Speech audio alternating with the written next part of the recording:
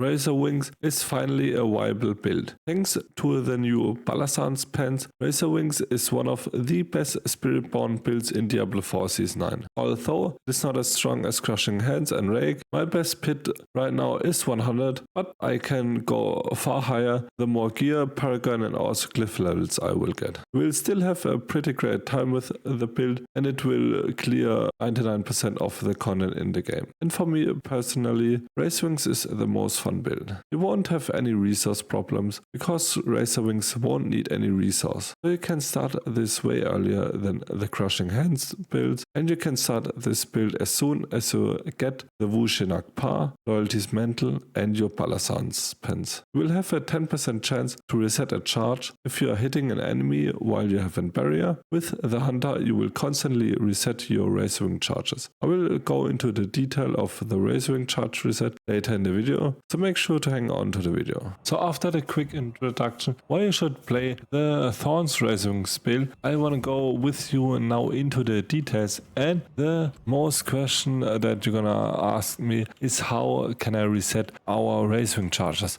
Well, there are several options. For the Giga DPS version you kinda need a shorter false death, and you also need around 26 to 27 charges, which you will need to hit double crit on both of your rings. But I'm currently testing out the Wushinak Pa, and honestly it's working really great so far. I cleared a pit 100 and that with really subpar gear. Why did I choose the Wushinak Pa? Well, we can reset our Razor Wing charges with the intricacy passive, and that means that we need to cast our Hunter, but the problem is even with our Hunter cooldown reduction, we still kind of too high Hunter cooldown uptime in order to reset our charges, because we are attacking so fast and we have so much attack speed that we're just gonna deplete our Razor Wing charges faster than we can recharge it with our intricacy, even though we're gonna have like 22 to 23 charges. That's the reason, because Wushinak Pa has an inherent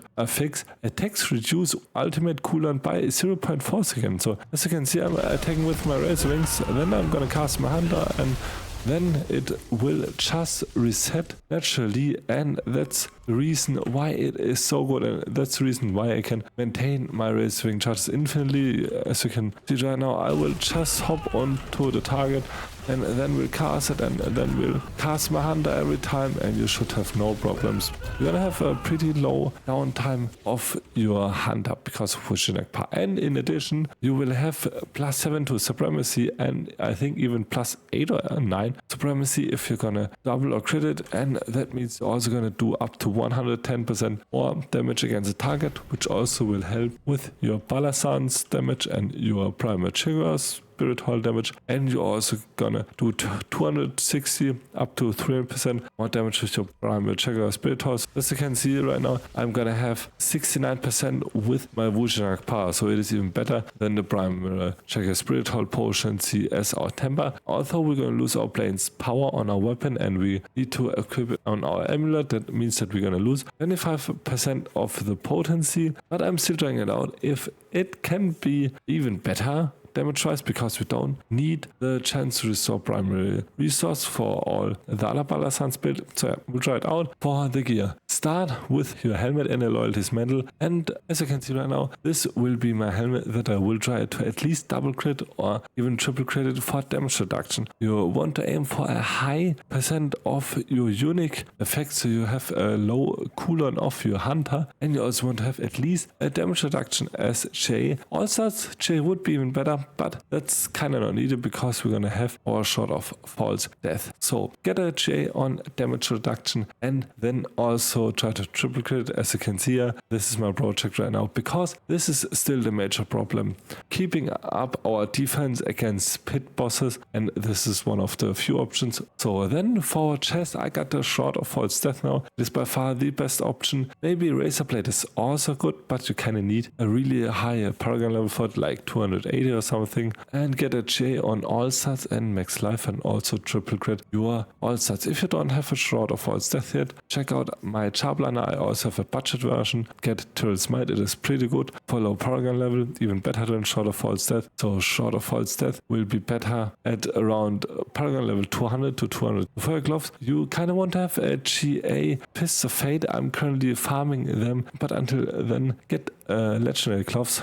with max life, armor, attack speed, and also Mystic Circle Potion C, and also either vortex size or barrier generation, so you're gonna have enough barrier, and then also triple crit your attack speed for more attack speed. And as your temper, because we have the Wujinakpa, get your conceited aspect on them. Then for your pants, pretty simple. The Balazans, try to get a close to 150% value, also get a GA on Thorns and Bastion, and try to triple crit your Bastion. For your boots, get Dex armor, max life, as your tempers get movement speed and also vortex size. And for your triple crit, get a triple crit on your Dex. Then as I said, Wujinakpa, here's the main thing that you want to focus is the unique value, so try to get a 3% one, also get a GA on Supremacy, will help you a lot. Max life and Dex GA would be also a dream, but it's still good with a Supremacy GA and then triple crit it. Then for Amulet, and here you want to kind of have one with Potent, because Potent will give us the most damage. After that, get Unrestrained Power. If you don't have it, get either Apex or Nourishment, and also get GA on Dex. And for the third one, as I said, 2 passives, and if you don't have 2 passives, get max life. For tempers, get Mystic Circle Potion C, as also Resilient, because I recently switched to the Siege rune. So we're gonna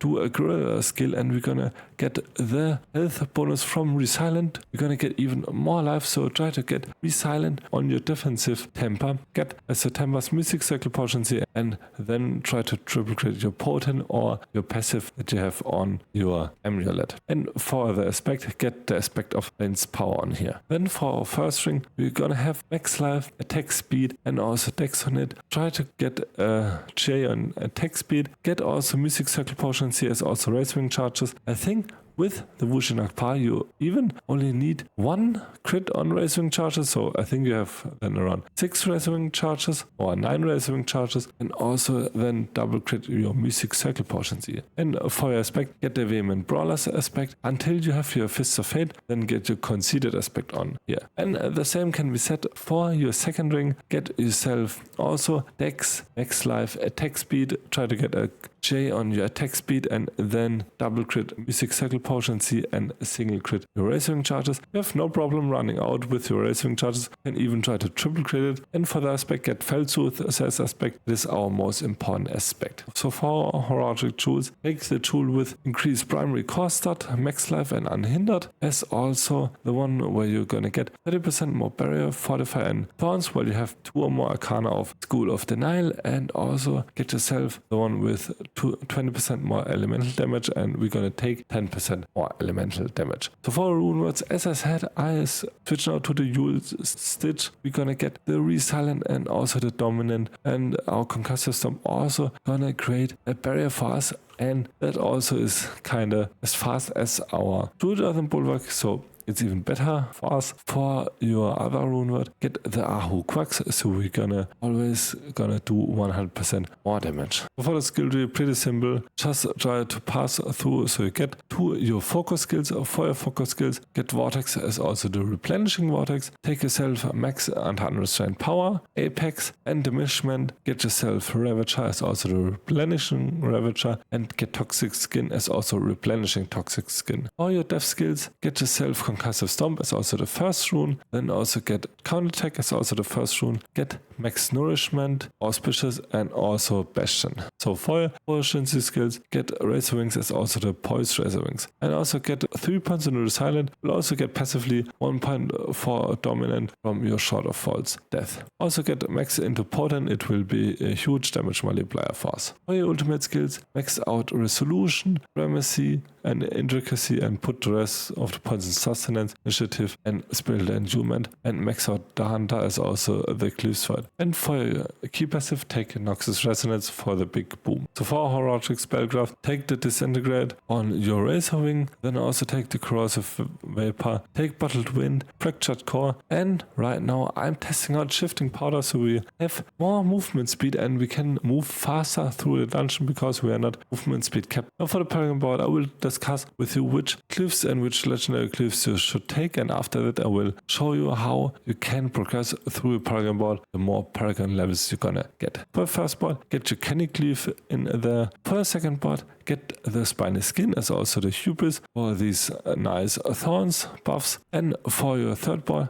get the Convergence as also your Spirit and Convergence. You can max out Convergence pretty easily with your Canny because non-physical damage will count to your Convergence. For your second last board, get the Whisper Shield as also Wildfire. Wildfire will help us to reduce at least a little bit of our cooldown. And for your last board, get Zapping as also Ritual for more Music Circle potency damage. So now if you have this basic setup, you now want to focus on your defense first. So if you still don't have max res, then go and get some res, some lucky chance, get some res here, take some max life here, take some max life here, take some res here, then also get the res nodes here, and also get the res nodes here. After that, max out your Canny Glyph first, then your ritual, and then take whatever you want. For mercenaries, for the main one, take Rahir because he will give us 15% always, it's pretty important, and he will also give us 25%